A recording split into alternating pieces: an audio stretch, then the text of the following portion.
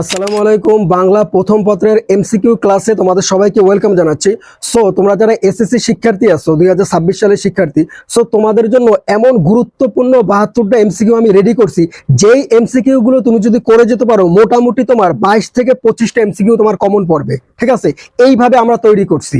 আচ্ছা, কথা না বাড়াইয়া আমি তোমাদেরকে দেখাই দিচ্ছি। ঠিক আছে, অবশ্যই অবশ্যই প্রত্যেকটা স্টুডেন্টকে আমি বলবো যে তোমরা এই এমসিকিউ গুলো করে যাবা। মাত্র এই যে 72টা এমসিকিউ, ঠিক আছে, এই 72টা এমসিকিউ অবশ্যই প্রত্যেকটা স্টুডেন্ট করে যাওয়ার চেষ্টা করবা। দেখবা পরীক্ষার হলে তোমার অনেকগুলো কমন পড়ে গেছে। ঠিক আছে, আচ্ছা তাহলে 1 নম্বর এমসিকিউটা তোমরা একটু খেয়াল করো যে বাগদাদ নগরী কত খ্রিস্টাব্দে প্রতিষ্ঠিত হয়। খেয়াল করো, এটা কিন্তু একটা সাল।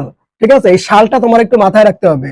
763 খ্রিস্টাব্দ, হ্যাঁ, নাকি 893 খ্রিস্টাব্দ, নাকি 529 খ্রিস্টাব্দ, কোনটা হবে বলো? বলতে পারবা তোমরা যে বাগদাদ নগরী কত খ্রিস্টাব্দে প্রতিষ্ঠিত হয়? 763 খ্রিস্টাব্দে। এইটা 763 খ্রিস্টাব্দে। ঠিক আছে, তাহলে বাগদাদ নগরী কত খ্রিস্টাব্দে প্রতিষ্ঠিত হয়? 763 খ্রিস্টাব্দে। 2 নম্বর এমসিকিউটা দেখো, বর্ণ পরিচয় বইটি কত সালে প্রতিষ্ঠিত হয়? এটাও একটা সাল তোমাদের একটু মাথায় রাখতে হবে। ঠিক আছে, প্রতি বছরই সাল থেকে দুই তিনটা থাকি বা দুই একটা থাকবেই এমসিকিউ, শিওর। আচ্ছা, তাহলে বর্ণ পরিচয় বইটি কত সালে প্রতিষ্ঠিত হয় বলো তো? তোমরা কি জানো? এটা হচ্ছে যে তোমার 1855 খ্রিস্টাব্দে। ঠিক আছে, এই যে 1855, যে কত কি বলে, হ্যাঁ, কত সালে প্রতিষ্ঠিত হয়? 1855 সালে প্রতিষ্ঠিত হয়। ঠিক আছে। 3 নম্বর এমসিকিউটা দেখো, কত সালে আখ্যান মঞ্জুরি রচিত হয়? আচ্ছা, এই আখ্যান মঞ্জুরিটা কত সালে রচিত হয় বলো তো? 1721 সালে, নাকি 2522, নাকি 1868? এটা কত সালে হবে বলতে পারো কেউ? এটা হবে হচ্ছে তোমার যে 1868 খ্রিস্টাব্দে। ঠিক আছে, এটা কি হবে? 1868 খ্রিস্টাব্দে। আচ্ছা, এটা নিয়ে একটু কনফিউজ আছে, তারপরে তোমরা একটু মিলাই নিও। হ্যাঁ, এটাই হবে অ্যান্সার। ওকে, 8 নম্বর এমসিকিউটা, 4 নম্বরটা দেখো যে আলী ইবনে আব্বাস কেন ডেমাসকাস নগরীর শুভ কামনা করেন? আচ্ছা, ডেমাসকাস নগরীর কেন শুভ কামনা করেন? এই যে আলী ইবনে আব্বাস, ইনি। ঠিক আছে, এখন এই কোশ্চেনটা অনেকভাবে তোমাদেরকে দিতে পারে। তোমাদের একটা উদ্দীপক দিবে, হ্যাঁ, দেওয়ার পরে বলবে যে আলী ইবনে আব্বাস কেন ডেমাস্ক নগরীতে শুভ কামনা করেন। ঠিক আছে, বা কেন তিনি নগরীর শুভ কামনা করেন, এইভাবে তোমাদের কোশ্চেনটা একটু ভেরিয়েশন দিয়ে করবে। সো উত্তর কিন্তু একই। একটু বোঝার চেষ্টা করো, এটা কি আবেগে, নাকি কৃতজ্ঞতায়, নাকি মনের খেয়ালে, কোনটা হবে বলো? এটা হবে হচ্ছে যে কৃতজ্ঞতায়। ঠিক আছে, এই যে কৃতজ্ঞতার কারণে, হ্যাঁ, এই কৃতজ্ঞতার কারণে এটা হয়েছে যে নগরীর শুভ কামনা করেন, কৃতজ্ঞতার কারণে আলী ইবনে আব্বাস। মাথায় রাখো, এটা কিন্তু আসে, এই ধরনের কোশ্চেন কিন্তু একটু ঘুরাই ফিরাই দেয়, কিন্তু আসে। 5 নম্বরটা দেখো, গৃহস্বামী আমার অভয় প্রদান করিলেন। আচ্ছা, তাহলে গৃহস্বামী মানে ঘরের যে স্বামী, হ্যাঁ, তিনি কি করলেন? অভয় প্রদান করিলেন। আচ্ছা, এখানে গৃহস্বামী কোন বৈশিষ্ট্য প্রকাশ পেয়েছে? মানে এই যে তিনি যে অভয় প্রদান করিলেন, গৃহস্বামীর এখানে কোন বৈশিষ্ট্যটা প্রকাশ পেয়েছে, এটা একটু মাথা দিয়ে বুঝতে হবে। এই যে এমসিকিউটা, এটা তোমাদের একটা উদ্দীপক দিবে, উদ্দীপক দিয়ে হ্যান ত্যান, রহিম এইটা করলো বা করিম ওইটা করলো, ঠিক আছে, তার বউকে তিনি অভয় দিল, এখানে কার সাথে মিল আছে, ঠিক আছে, তখন তোমার ওইটার সাথে মিল রেখে এটা করতে হবে। মানে একই টাইপের এমসিকিউ একটু ঘুরাই ফিরাইয়া কয়েকটা ভেরিয়েশন দিয়ে দিবে।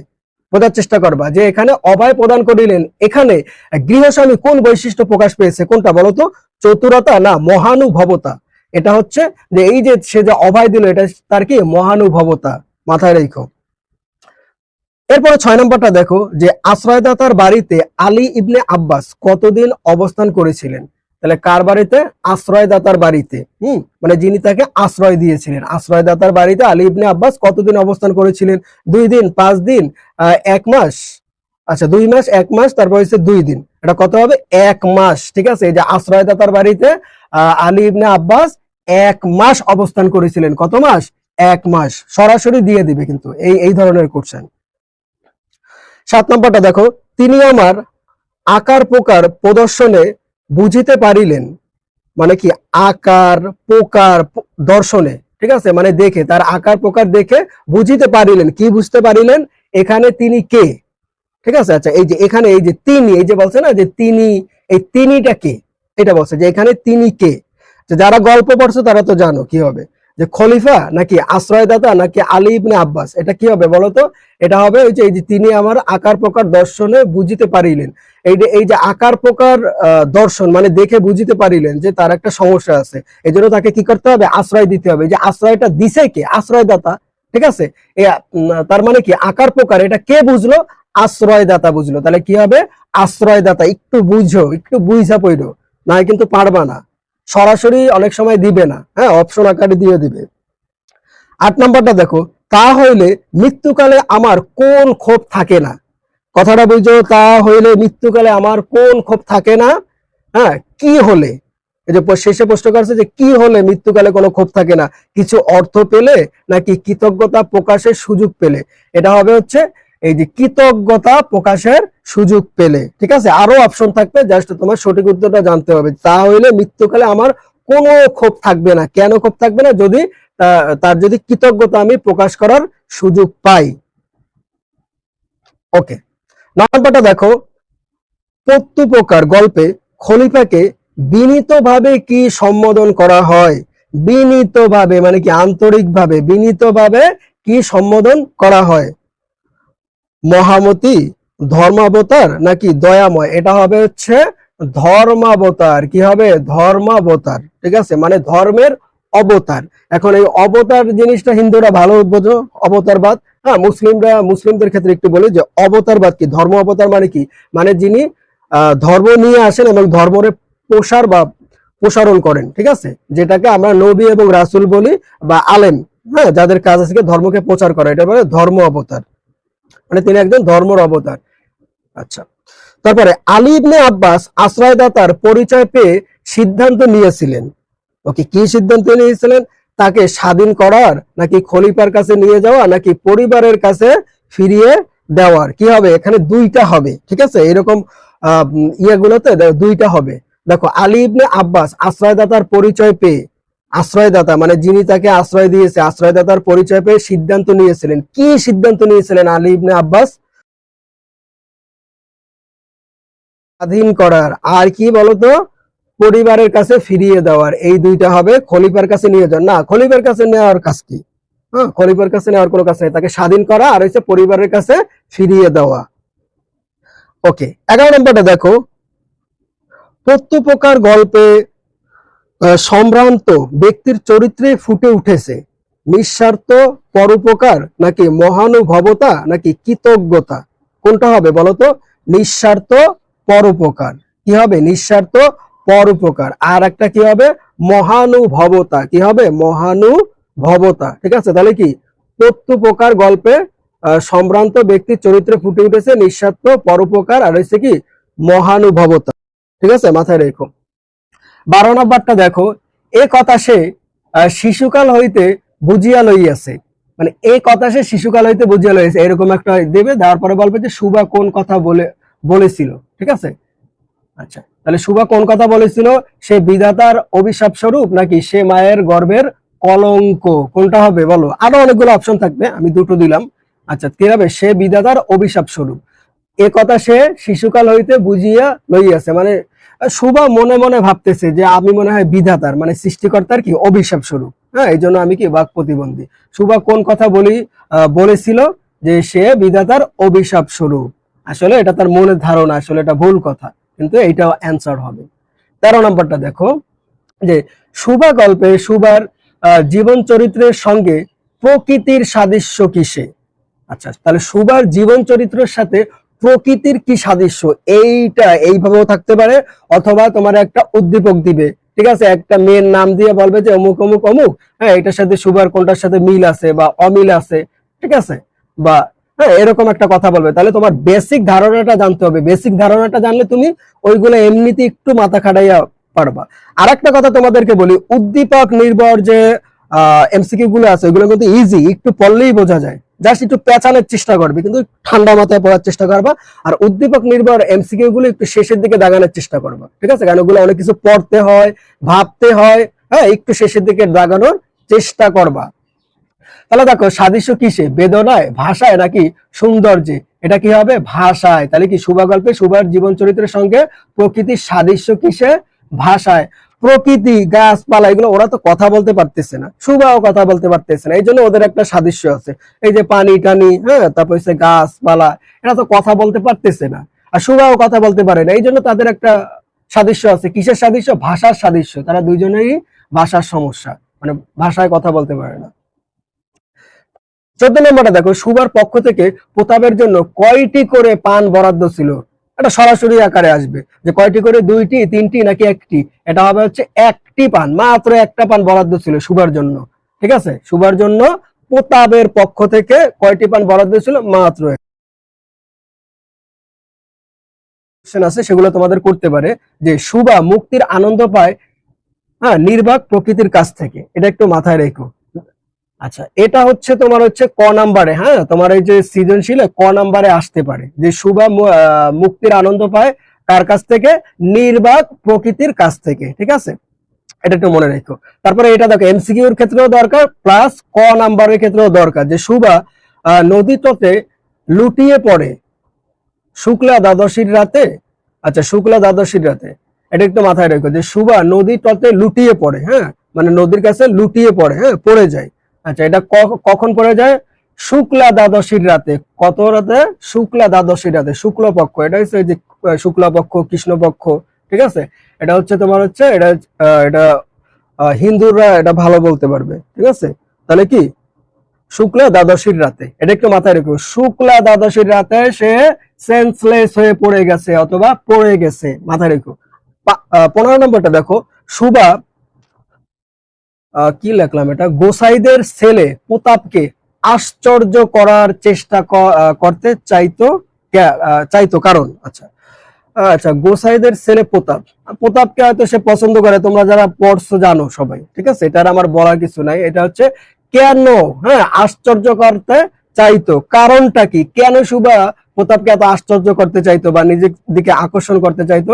নিজের গুরুত্ব প্রকাশের কি আশায়, নাকি নিছক আনন্দ দেওয়ার অভিপ্রায়, নাকি তার মনে একটু জায়গা করে নেওয়ার জন্য? এটা তো হবেই, তার মনে অবশ্যই সুবা চাইতো এই প্রতাপের মনে একটু জায়গা করে নেওয়ার জন্য, আর এটাও চাইতো নিজের গুরুত্ব প্রকাশের আশায়।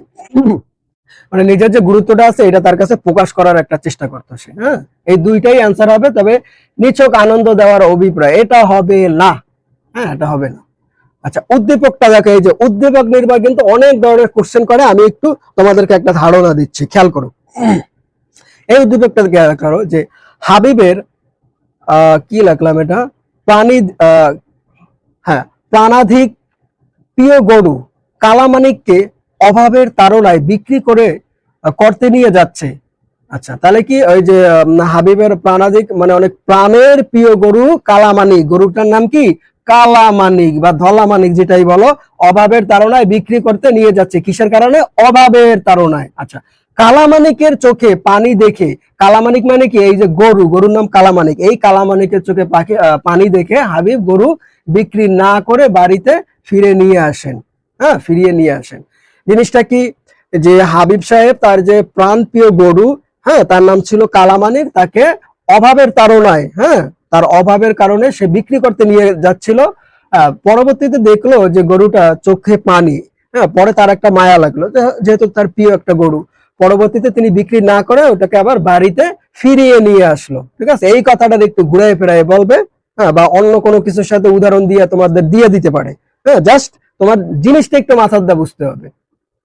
মানে এখানে সে কিন্তু দয়া দেখালো গরুটার প্রতি, বা গরুর প্রতি সহমর্মিতা দেখালো। হ্যাঁ, ওকে। তাহলে দেখো, উদ্দীপকে হাবিবের সঙ্গে নিচে সাদৃশ্যপূর্ণ চরিত্র কোনটি? এইরকম অনেক থাকবে।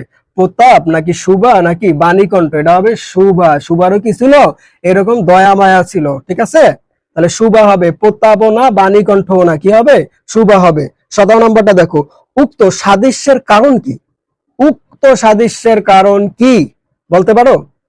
এই যে উদ্দীপকটা আছে, এই উদ্দীপক থেকে 16 এবং 17 নম্বর প্রশ্নের উত্তর বলবে, যে উদ্দীপক থেকে 13 14 নম্বর কোশ্চেনের অ্যান্সার দাও, অথবা 16 17 নম্বর কোশ্চেনের অ্যান্সার করো। তাহলে দেখো, উক্ত সাদৃশ্যের কারণ কি? এই যেখানে যে সাদৃশ্যের কথা হয়েছে, এই যে সাদৃশ্যপূর্ণ চরিত্র বলছে না, তাহলে এই যে সাদৃশ্যের কারণ কি? পশুপ্রীতি নাকি জীব প্রেম নাকি বিবেকবোধ? হ্যাঁ, এটা হচ্ছে পশুপ্রীতি, মানে পশুর প্রতি ভালোবাসা, হ্যাঁ, বা পশুর প্রতি পীড়িত করা। হ্যাঁ, আচ্ছা, সরি, আর এটা হচ্ছে পশু প্রীতি তোমাদেরকে বোঝানোর জন্য। তারপরে দেখো জীব প্রেম মানে জীবের প্রতি ভালোবাসা। হ্যাঁ, আচ্ছা জীবের প্রতি ভালোবাসা, না এটা হবে না, জীবের প্রতি ভালোবাসা এটা হবে না, জীব প্রেম হবে না, পশুপ্রীতি এটা তো আছেই। তারপর হচ্ছে বিবেক বোধ, কি হবে বিবেক বোধ, তার একটা বিবেক বোধ ইয়ে করলো যে পশুটা কাঁদতেছিল, ঠিক আছে, মানে তার মন খারাপ ছিল, এই জন্য তার একটা বিবেকে নাড়া দিচ্ছে যে তারে বিক্রি না করে আমি এবার নিয়ে আসি। হ্যাঁ, তাহলে কি বিবেক বোধ হবে, আর হবে হচ্ছে পশুপ্রীতি, মাথায় রেখো। হ্যাঁ, জীব প্রেম হবে না। হ্যাঁ, কারণ এটা তো জীব না, এটা হবে পশু, ও তো পশু, গরু তো পশু, ও তো জীব না। আবার জীব নিয়ে যদি উদাহরণ দেয় সেই ক্ষেত্রে আবার জীবের সাথে ইয়ে করে দিবা তোমরা, বুঝতে পেরেছো?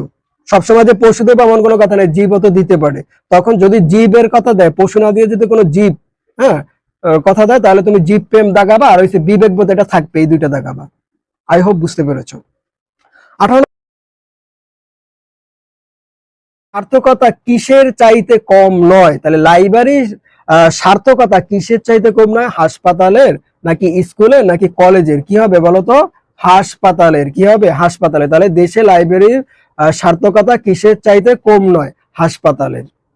ওকে, 19 নম্বরটা দেখো, একটি বিশিষ্ট অভিজাত সম্ভ্রান্ত কি লাগছে, আচ্ছা সভ্যতা, সরি, একটি বিশিষ্ট অভিজাত সভ্যতা বলতে লেখক কি বুঝিয়েছেন? আচ্ছা, ইংরেজি, ভারতীয় নাকি ফরাসি? এইটা আবার ভালোভাবে বুঝো যে একটি বিশিষ্ট অভিজাত, কি বলছে? বিশিষ্ট অভিজাত সম্ভ্রান্ত কি সভ্যতা, বিশিষ্ট অভিজাত সভ্যতা, বুঝছো? এই যে সভ্যতা বলতে লেখক কি বুঝিয়েছে? এই যে সভ্যতা, এই যে বিশিষ্ট অভিজাত সভ্যতা দিয়ে তো ভারতীয়দেরকে বুঝায়, তাই না? অনেকে ইংরেজি দাও, মানে ইংরেজদের লেখো, এটা হবে না, এটা কি হবে? ভারতীয়। হ্যাঁ, ইংরেজদের, ইংরেজদের এটা হবে না। হ্যাঁ, ফরাসি এটাও হবে না। এই যে ভারতীয়দেরকে বুঝাইতো বিশিষ্ট অভিজাত সভ্যতা, এটা ভারতীয়দের ক্ষেত্রে বুঝাইতো, ঠিক এই জন্য এইটা অ্যান্সার হবে ভারতীয়। আচ্ছা, বাকিগুলো আমি তুলতেছি।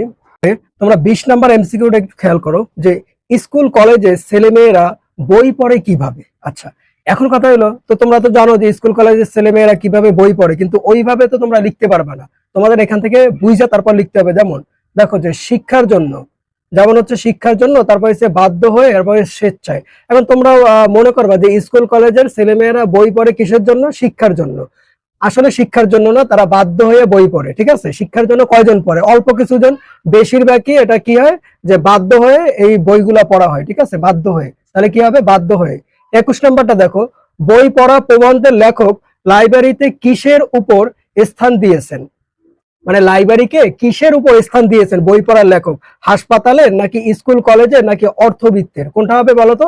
স্কুল কলেজের, ঠিক আছে, কি হবে? স্কুল কলেজের। দেখো অনেকে হাসপাতাল দিবা, হাসপাতাল কিন্তু হবে না। তাহলে দেখো বই পড়া প্রবন্ধের লেখক লাইব্রেরিতে কিসের উপর স্থান দিয়েছেন? স্কুল কলেজের। 22 নম্বরটা দেখো, কিসের স্পর্শে মানুষের মন সজীব, হ্যাঁ, সতেজ ও সরাগ হয়ে ওঠে? কিসের স্পর্শে? অর্থ নাকি লাইব্রেরি নাকি আনন্দ? আনন্দ, আনন্দতেই মানুষের মন সজীব, সতেজ ও সরাগ হয়ে ওঠে। তাহলে এটা হচ্ছে 22 নম্বর। তারপর হচ্ছে 23 নম্বরটা হচ্ছে, প্রথম চৌধুরীর মতে আজকের বাজারে অভাব নেই। তাহলে প্রথম চৌধুরীর মতে আজকের বাজারে অভাব নেই। কির অভাব নেই? বিদ্যাদাতার। একটা হচ্ছে বিদ্যাদাতার, আর হচ্ছে অর্থদাতার, আর হচ্ছে দাতা কর্ণের। তাহলে কি হবে বলতো? অর্থদাতার হবে না, কারণ প্রথম চৌধুরীর মতে, মানে এই যে ওনার মতে, প্রথম চৌধুরী ওনার মতে কি আজকের বাজারে, মানে বর্তমান বাজারে অভাব নেই। কিসের কিসের অভাব নেই? বিদ্যাদাতার, মানে বুদ্ধি দেওয়ার, হ্যাঁ, বা বিদ্যাদাতার অভাব নেই। আর হচ্ছে কি দাতা কর্ণের, এই দুইটা হবে, ঠিক আছে, এই দুইটা হবে। এই যে 1 আর হচ্ছে 3। আই হোপ বুঝতে পেরেছো। এরপর দেখো একটা উদ্দীপক নির্ভর কিন্তু অনেক কোশ্চেন তোমাদেরকে দিবে, হ্যাঁ, তো একটু প্যাচ লাগানোর জন্য, যেন তোমরা অ্যান্সার সরাসরি করতে না পারো, ঠিক আছে, তোমাদেরকে আটকানোর জন্য ওরা দিবে। তো দেখো বিভিন্ন ভাবে উদ্দীপক বানাই দিবে, উদ্দীপক কোনোদিন কমন পড়ে না, এটা একটা বানাই দেবে, কিন্তু সেটা কিভাবে দিবে এটার উপর তোমার একটা আইডিয়া থাকা দরকার। দেখো, সেকেন্দার আলীর দোকানে গল্পের বইয়ের সারিগুলোর মধ্যে সান্ত্বনা খুঁজে পাওয়ার বিষয়ে জাদুকরী কিছু আছে। ওকে, তারপরে যা জীবনের মাঝে একটি শান্ত মর্দান হিসেবে কাজ করে। এটা হচ্ছে তোমার উদ্দীপক। এরপরে তোমাদের বলবে যে উদ্দীপকে তোমার পাঠ্য বইয়ের কোন রচনাটিকে নির্দেশ করে। আশা করি যারা পড়ছে তারা কিন্তু ধরে ফেলছো যে কি হবে বলো তো। এটা কিন্তু বই পড়া রচনার সাথে মিল আছে। কোনটার সাথে? বই পড়ার সাথে। শিক্ষা ও মানুষত্বের সাথে মিল নাই, আর পল্লী সাহিত্যের সাথে মিল নাই। তাহলে কির সাথে মিল আছে? বই পড়ার সাথে। 25 নম্বরটা দেখো যে মিষ্টি যেন গুড় দেব তোমায়। ওকে, মিষ্টি যেন গুড় দেব তোমায়। আচ্ছা, উক্তিটিতে দুর্গার কি ধরনের মনোভাব প্রকাশ পেয়েছে? এই যে উক্তিটা, এই উক্তিটাতে দুর্গার কি মনোভাব প্রকাশ পেয়েছে? ক্ষোভ নাকি উপহার নাকি সন্দেহ? সন্দেহ হবে না, উপহারও হবে না, কি হবে? ক্ষোভ। এটা ক্ষোভ বুঝাইছে, ঠিক আছে, এটা তার ক্ষোভ। আচ্ছা, মানে মনের রাগ আর কি, ক্ষোভ। ওকে, 26 নম্বর এমসিকিউটা একটু খেয়াল করো যে দুর্গা কতটি বড়া ফলের, এটা হবে বড়া ফলের, হ্যাঁ বড়া ফলের বিচি কুড়িয়ে এনেছিল? 28টি, 26টি, 32টি, 20টি, কয়টি হবে? 26টি। 26টি। দুর্গা কতটি ফলের বড়া ফলের বিচি কুড়িয়ে এনেছিল? 26টি। অনেকগুলো কিন্তু বোর্ডে কিন্তু আসছে। হরিহর হরিহর রায়ের কি লাগছে? আচ্ছা, জ্ঞাতি ভাতাকে, এই যে হরিহর রায়ের জ্ঞাতি ভাতাকে বলতে পারো? নীলমণি রায় নাকি অধর রায় নাকি অন্নদা রায়? কোনটা হবে বলো? নীলমণি রায়। তাহলে নীলমণি রায় কি? হরিহর রায়ের জ্ঞাতি ভাতা। হরিহর রায়ের কি? জ্ঞাতি ভাতা, মনে রাখো। 28 নম্বর, আম আটির ভেটু গল্পের মূল সুর কি? মানে চিরত শৈশব নাকি প্রকৃতির সাথে জীবনের মিল? কোনটা হবে? এই দুইটাই হবে। এটা থাকলে এটাও দাগাবে, এটা থাকলে এটাও দাগাবে, ঠিক আছে, এই দুইটাই হবে, বুঝলো? এই দুইটাই হবে, এটা একটু মনে রাখো। এটা একটা গুরুত্বপূর্ণ এমসিকিউ, মনে রাখো। প্যাচ যেন না লাগে, এটাও দাগাবে এটাও দাগাবে, সেম। চিরাহত শৈশব আর হচ্ছে তোমার সাথে প্রকৃতির সাথে জীবনের মিল। 29 নম্বরটা দেখো, যে বলিবে হযরত মুহাম্মদ সাল্লাল্লাহু আলাইহি সাল্লাম হ্যাঁ মরি আছে তার মাথা যাইবে, ঠিক আছে, উক্তিটি কার বা উক্তিটি দিয়ে কি বুঝিয়েছে? এইরকম একটা কোশ্চেন তোমাদেরকে দিয়ে দিতে পারে। হ্যাঁ, সেই ক্ষেত্রে তোমরা কি লিখবে? এটা দিয়ে কি বুঝাইছে, ঠিক আছে।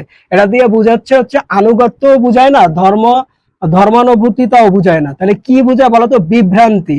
হ্যাঁ, যে মুহাম্মদ সাল্লাল্লাহু আলাইহি সাল্লাম মরেছে, এখন হযরত ওমর রাদিয়াল্লাহু বলেছে যে যে বলবে এই কথা তার মাথা কেটে ফেলবো, মানে সে বিশ্বাস করে না যে মরছে কিনা, তাই সে একটা বিভ্রান্তির মধ্যে পড়ে গেছে, ঠিক আছে।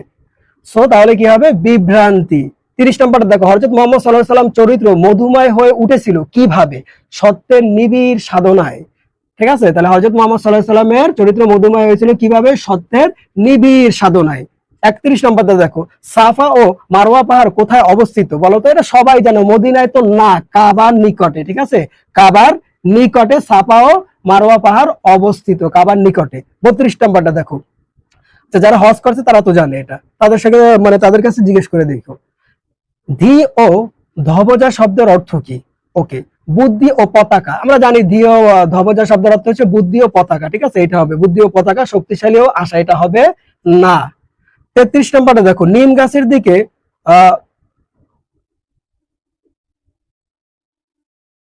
আচ্ছা, নিম গাছের দিকে মুগ্ধ দৃষ্টিতে চেয়ে রইল কে? কে নিম গাছের দিকে মুগ্ধ দৃষ্টিতে চেয়ে আছে? কবিরাজ? না, কবিরাজ তো না, কবি। কি হবে? কবি। লেখকও না, লেখকও না, কি হবে? কবি হবে, ঠিক আছে। নিম গাছের দিকে মুগ্ধ দৃষ্টিতে চেয়েছিল। তারপরে পরের এমসিকিউটা দেখো, নিম গাছ গল্পের শিকড় কি অর্থে ব্যবহার হয়েছে? এই ধরনের কোশ্চেন কিন্তু আসতে পারে, ঠিক আছে। আচ্ছা, তাহলে কি পরোপকার নাকি সাংসারিক বন্ধন? কি হবে? সাংসারিক বন্ধন। অনেকে পরোপকার দাগাও, এটা কিন্তু হবে না, কি হবে? সাংসারিক বন্ধন, এইটা হবে সাংসারিক বন্ধন। তাহলে নিম গাছ গল্পের শিকড় কি অর্থে ব্যবহার হয়? সাংসারিক বন্ধন, মানে একটা শিকড়ের কারণেই তো ওই গাছটা মানে দাঁড়া হয়ে আছে, ঠিক আছে, ওই বন্ধনের কারণেই তো। তাহলে ওইটার সাথে সাংসারিক বন্ধনের একটা মিল করছে বা তুলনা করছে। 35 নম্বরটা দেখো, নিম গাছ গল্পে নিম গাছটি কার প্রতীক? আচ্ছা, বলো তো। এই ধরনের কোশ্চেন কিন্তু বারবার আসছে। তাহলে দেখো, এটা কি হবে? একজন সর্বস্বহারা নারী নাকি ব্যথিত নারী? ব্যথিত নারীর না, সর্বস্বহারা নারীর। অনেকে কিন্তু ব্যথিত নারী এটা কনফিউজ হয়ে দাগিয়ে ফেলে, এটা কিন্তু দাগাবা না। কি হবে? একজন সর্বহারা নারী। কি হবে? একজন সর্বহারা নারী। 36 নম্বর দেখো, নিম গাছ বিশেষভাবে প্রয়োজনীয় কারণ। আচ্ছা, নিম গাছ বিশেষভাবে প্রয়োজনীয় কারণটা কি? কি কারণে ওটা প্রয়োজনীয়? ঔষধি বৃক্ষ, হ্যাঁ এটা হবে। তারপর হচ্ছে নিমের হাওয়া উপকারী, এটাও হবে। চর্মরোগের মহা ঔষধ, এটা হবে মানে তিনটাই অ্যান্সার, 1 2 3 যেখানে থাকবে দাগাই আসবে, শেষ। এরপরে একটা উদ্দীপক নির্ভর একটা কোশ্চেন দেখো, যে নদী কবু পান করে নিজ জল, মানে নদী নিজের জল মানে নিজের পানি পান করে না। হ্যাঁ, তারপর হচ্ছে তরুগণ নাহি খায় নিজ কি কই গেল, হ্যাঁ, নিজ নিজ ফল। আচ্ছা, তাহলে গাছ কিন্তু বা তরু লতা ওরা কিন্তু নিজের ফল কিন্তু নিজে খায় না, ঠিক আছে। এরপরে গাভী কবু নাহি করে নিজ দুগ্ধ পান। আচ্ছা, এইভাবে একটা উদ্দীপক দিবে, তারপরে বলবে যে উদ্দীপকের নিম গাছ গল্পের কোন দিক প্রকাশ পেয়েছে। এখানে কি হবে বলতো, উপকারিতা, মানে গাছের ফল আমরা খেয়ে গাছ আমাদের উপকার করে, নদীর জল আমরা ব্যবহার করি, আমরা উপকারিতা মানে উপকারিতা পাই, তাহলে এটা বোঝায় যে এটা একটা উপকারের কথা বুঝায়, মানে বুঝাচ্ছে, ঠিক আছে। কারণ গাছ তো নিজের ফল নিজে খায় না, তুমি খেয়ে ফেলাও, তোমার উপকার হয়, গাছের তো উপকার হয় না, তাই না? তাহলে সে উপকার করে, তাহলে নিম গাছের সাথে কার মিল আছে? প্রশংসা না, প্রশংসা না, কি হবে? উপকারিতা। ওকে, পরের এমসিকিউ গুলো আমি লাইভ ক্লাসে তোমাদেরকে দেখাই দেবো।